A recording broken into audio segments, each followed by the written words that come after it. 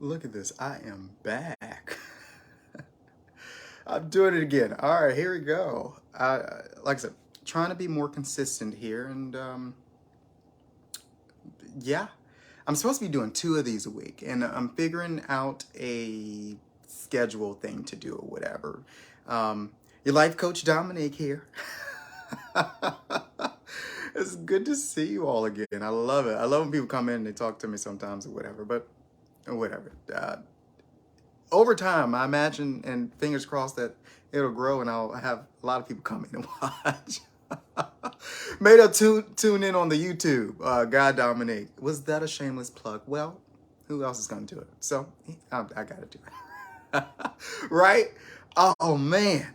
But I do feel good. This week is going pretty well. I'm feeling pretty good. I'm feeling hopeful. I'm feeling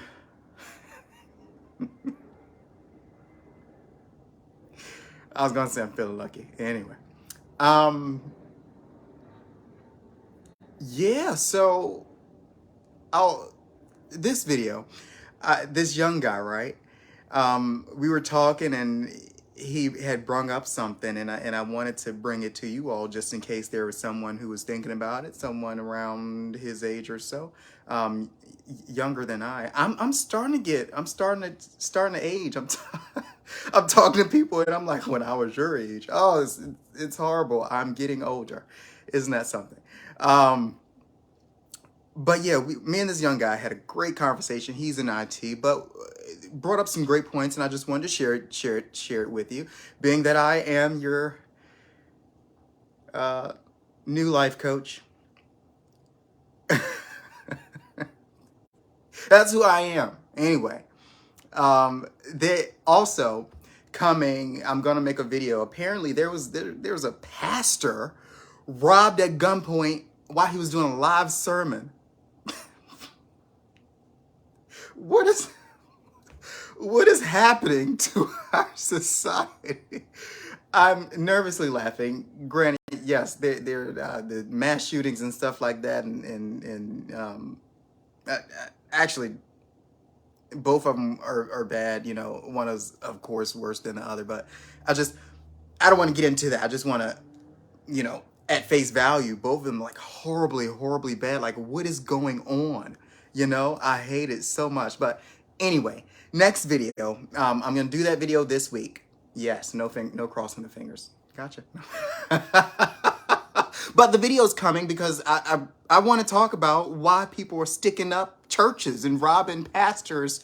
Pastor had like $400,000 worth of jewelry on. Where to get that? I don't know. I'll figure it out. I'll have a theory at least, but I want to talk about it with you guys, right? But back to I said I wasn't gonna keep holding you guys so long. Give you what you're looking for, or give you what I got, and move on about your day, right? Let's keep it choppy. I don't want to hold you guys all super long, hour and 20-minute videos. I'm gonna chop it down quite a bit, all right? So me and the young guy, right? He gets in. He's like, "Oh, you're." Can't believe I'm saying this. He's like, "Oh, your car is nice. Do you recommend the Tesla?" And I'm like, yeah, sure. He's thinking about buying a Tesla. So he goes and he asks me all these questions. What would you recommend about it? The pros, the cons about it, yada, yada, yada. So here's my stance on driving the Tesla, right? I think the most optimal of the two, depending on your life circumstance, is going to be a hybrid vehicle. I personally prefer something that's known to be reliable. I vote Toyota, Honda, whatever, what have you. But there are comparable brands, and cars are getting more reliable these days anyway. So he's asking about the Tesla, and he's like, do you recommend it, or yada, yada, yada, what's the pros and cons? So as far as the Tesla goes, it's a cool car. I love the car. It's an awesome car. I think they make a superior machine. They really do. It's high tech. It's really fast. Don't ask me how I know. Anyway, well, I got to get through traffic, right? Don't give me a ticket. Anyway, I'm telling him all this stuff, giving him a rundown. Now, the biggest thing with the Tesla is the charging, all right? The situation that I'm in, I do the I do the supercharger all the time. I'm always I drive for work. So this is what I have to do. I have to use the supercharger because boom, boom, boom, pow, pow. And if I plug it in at home, it takes too long to charge. So it's easier for me to use the supercharger. But over the span, am I talking really fast? Over the span of the life of the car, it deteriorates the battery, and the cost of maintaining the Tesla goes up. So do I recommend it if you don't have the means to charge it at home? I'm not sure I do, actually. I can say with certainty that I don't recommend it. Not currently as it stands. Kill me. But if you have the means to charge if you have the means to charge your Tesla, have time to sit it, you actually don't have to charge it to 100% every day. They actually don't recommend that unless you're doing long trips or whatever, right? So there's no need to charge to 100%. So the charging time goes down. Maybe charge it 50, 60, 70, 80%. Anyway, you'll see if you get one.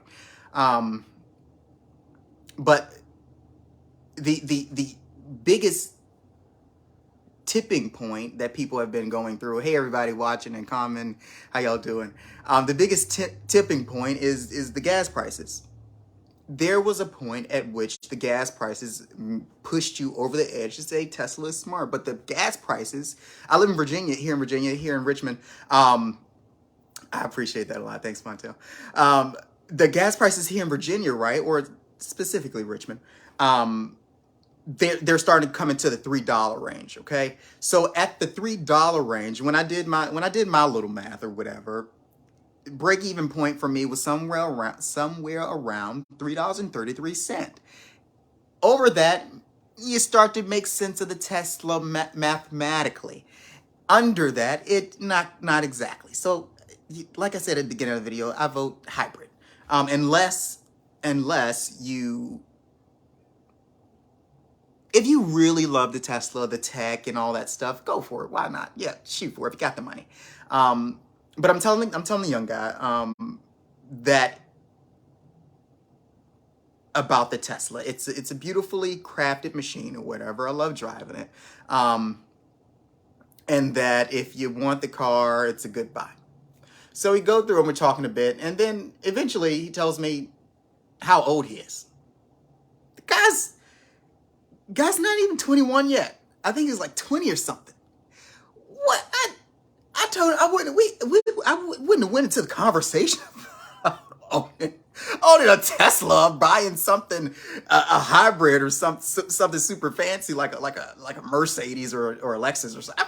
I'm not going to talk to you about buying a $50,000, $60,000, $70,000 car at 20 years old. You don't need to tie yourself to that, right? I told him I wouldn't even went down that path with you. I just would have stopped you there and said, no, you don't buy a Tesla or anything that expensive at 20 years old, because it robs you of financial independence and prosperity. It really does. You take that money and invest it into, whatever you want to invest it in, or you save it. Well, save it. Anyway, you just don't tie so much money up at that early of an age. I'm not going to go into that with you. You don't need to worry about buying a Tesla right now.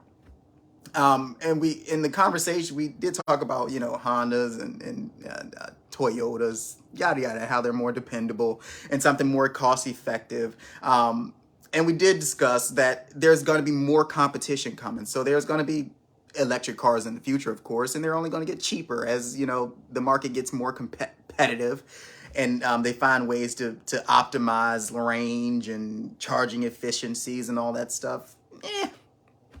You just have a little patience. I'm not going to force myself to buy a Tesla. Don't take me into account. I'm talking about someone else, not me, because it's the work thing. Don't take me into account. Average person, I'm not gonna impulse buy something like that because gas prices went. Well, yeah, that gas prices were a determining factor, but like I said, it's business for me. The average everyday Joe, we see that the gas prices are coming down. Yes, they stayed high for a while, but does that justify you spending $50, $60, $70, $80+ thousand on a car and getting into that much car debt? No, it doesn't. What are we talking about here? So, after talking a little more, he's talking about buying cars and stuff like that. And he's like, well, a general rule I wanted to go by was that, I don't want to have more in debt than I make yearly. I was like, okay, well, a better idea. And we got to talk a little bit more, and he was telling me that he's in IT. Whoa, that's great. That's supposed to be the money field. That's supposed to be one of the money fields, right? IT, and he's talking about all this different stuff. But I'm like, man, even if you're making dough, like at your age, man, I'm learning how to budget. I'm not really doing too much with the financial. I'm not taking on 60, 70, $80,000 car loans. I'm not tying myself to that kind of car note that young, man. And even if you had the money to cash flow it, do you have the assets for your assets to pay for it? Like, does that make sense? Like, we don't need to have this conversation. Are you kidding me? But we go and I talk him off the ledge.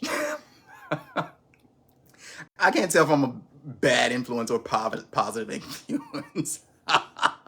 Well, this is what I'm thinking. This is my opinion. Take it, put it on the napkin, throw it away. Anyway, we talk about it, and he's in the IT or whatever, and then he goes on saying that he thought about doing like side gig work, some Uber, Lyft, or DoorDash or something like that.